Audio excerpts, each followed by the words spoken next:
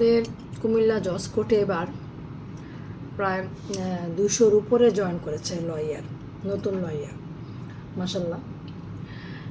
তো তাদেরকে উদ্দেশ্য করে বলছি, প্রথমত হচ্ছে প্রপার ডেসে যেন কোর্টে যায়, কোর্টে আসে। তারপরে বিভিন্ন কোর্টগুলোতে দেখা যায় যে সামনে চেয়ারে বসে যায়। তো একজন যে সিনিয়র আসলো, সে কাজটা তারা উঠে যে বসতে দেবে সে কাজটা তারা করে না।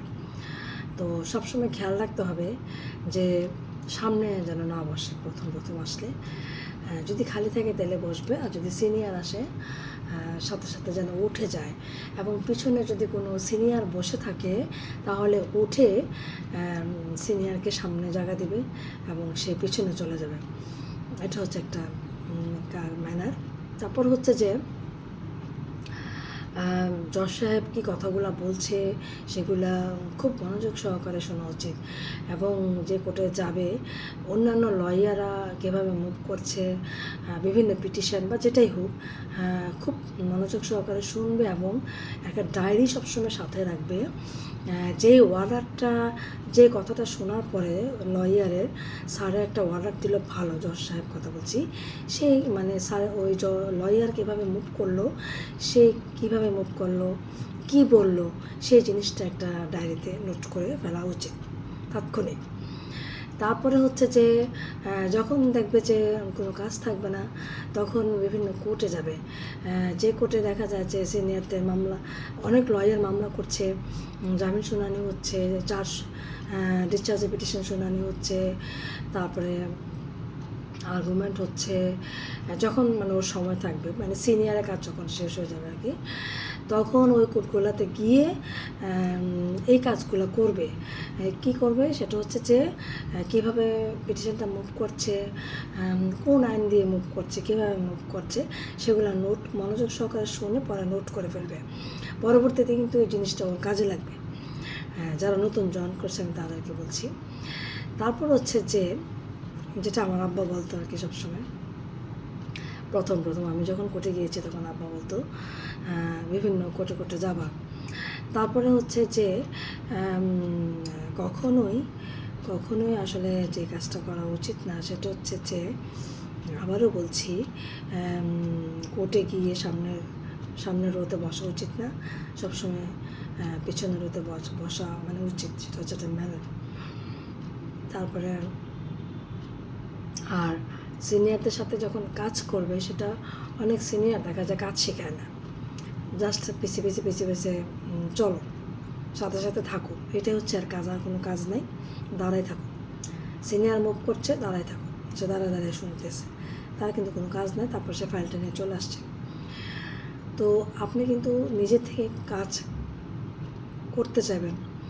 মুহুরি যখন একটা হাজিরা লিখবে বা দরখাস্ত লিখবে, আপনি নিজে মুহুরি সাহেবকে বলবেন যেটা আমাকে লিখতে দেন, তো আপনি লিখবেন। যখন আপনার সিনিয়র একটা বেল পিটিশন লিখবে, বলবেন যে আপনি বলেন আমি ড্রাফটিং করছি, আমি লিখছি।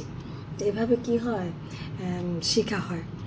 তো এই আর কি। আর বিভিন্ন কাজ যেটাই লেখা হোক, সিনিয়র যখন মানে লেখার জন্য প্রিপারেশন নেবে, তখন আপনি জুনিয়র হিসেবে আপনার সিনিয়রকে বলবেন যে আপনি বলেন আমি লিখছি। তো এইভাবেই কিন্তু আসলে শেখা হয়। শুধু যে বসে থাকা, তারপরে সিনিয়রের সাথে কোটে যাওয়া, আবার আসে বসে থাকা, এই কাজটা করলে আসলে হবে না। তো এই কাজগুলো করতে হবে, কাজ শিখতে হবে। কাজ শিখলে নিজের জন্য ভালো। আবার অনেক সিনিয়র, যেটা আমরা দেখি কোর্টে, যে কাজটা জুনিয়রকে দিয়ে করিয়ে থাকে, সেটা হচ্ছে যে মানে একটা চেম্বারে দেখা যায় 10-12 জন জুনিয়র রাখে বা 5-6 জন জুনিয়র রাখে। তারা যে কাজটা করে আমরা দেখি, সেটা হচ্ছে যে যখন নাকি কোর্ট নামার পরে, যে কোর্টগুলোতে ফাইলিং হয়, নামার পরে ওই কোর্টগুলোতে এই যে জুনিয়র যে লয়ার বা ইন্টিমেশন দেওয়া যে লয়ার, তাদেরকে পাঠায় ফাইলিং রেজিস্টারটা দেখার জন্য। তো যেই মামলাগুলোতে সমন দিচ্ছে বা ওয়ারেন্ট দিচ্ছে, সেগুলো নাম ঠিকানাগুলো নিয়ে আসার জন্য বলে। তো নিয়ে আসার জন্য বলে কেন, আনার পরে তখন ওই যে যার ওয়ারেন্ট হয়েছে বা সমন হয়েছে, তাদের কাছে পাঠানো হয়, তাদের সাথে যোগাযোগ করতে বলে। তো যোগাযোগ করে তাদের এই জামিন করানো হচ্ছে বা মামলাটা সম্পর্ক থেকে ইনভলভ করা হচ্ছে। তো এই কাজগুলো আসলে জুনিয়রদেরকে দিয়ে অনেক সিনিয়র লয়ার করায়, যেটা আমরা দেখি আর কি। তো আসলে এগুলো করা উচিত না। তার বেশি বেশি করে কাজ শিখতে হবে, কোর্টগুলোতে যেতে হবে, কাজ শিখতে হবে। আর সেটা হচ্ছে যে ম্যানার, যেটা বললাম আর কি, ম্যানার সেটা যেন অবশ্যই থাকে। আর কারণ একজন লয়ার যখন কোর্টে জয়েন করে অনেক কষ্ট করে কিন্তু সে কোর্টে আসছে, আজকে অনেকগুলো পরীক্ষা দিয়ে অনেক টাকা পয়সা খরচ করে সে কিন্তু এই কোর্টে আসছে।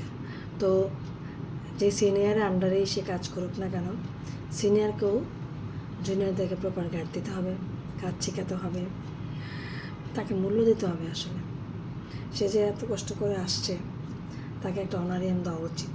অনেক সিনিয়র সেই কাজটা করে না। যেমন আমার সিনিয়রও কিন্তু আমাকে প্রথম টাকা দিত না, যেটা হচ্ছে বলো যে কাজ শেখো, কাজ শেখো, এটাই আর কি। এখন তো আর সেই যুগ নেই। তো একটা অনারিয়াম যেন অবশ্যই জুনিয়রদেরকে দেয়, তাহলে কি হবে, জুনিয়ররা কাজের প্রতি একটা শ্রদ্ধাশীল হবে, কাজের প্রতি একটা স্পিরিট বাড়বে। সেটাই আর কি, আরও কিছু সেটাই আর কি। যাক, জুনিয়রদেরকে উদ্দেশ্য করে এই কথাগুলোই বলছি, বেশি বেশি করে কাজ শেখো। আর সেটা আরেকটা জিনিস সেটা হচ্ছে যে 2টা বছর এখানে হয়ে গেলে তড়িৎ হাইকোর্টে ইন্টিমেশন দেওয়ার ব্যবস্থা করে হাইকোর্টে পরীক্ষাটা যেন দিয়ে ফেলে। কারণ প্রথম যদি না দেওয়া হয় পরে কিন্তু আর দেওয়া হয় না, পরে কিন্তু আর দেওয়ার প্রতি কোনো আগ্রহ থাকে না আর কি। তো এই জন্য বলছি যে পাশ করার পরে 2 বছর যাওয়ার পরে তারপরে যেন একজন হাইকোর্টের সিনিয়র আন্ডার ইন্টিমেশন দিয়ে হাইকোর্টের জন্য প্রিপারেশন নেয়। এই কাজটা যেন জুনিয়র অবশ্যই করে। তো সব জুনিয়রদের জন্য অনেক অনেক দোয়া, শুভকামনা। ভালো থাকুক সবাই, সুস্থ থাকুক। আল্লাহ হাফেজ।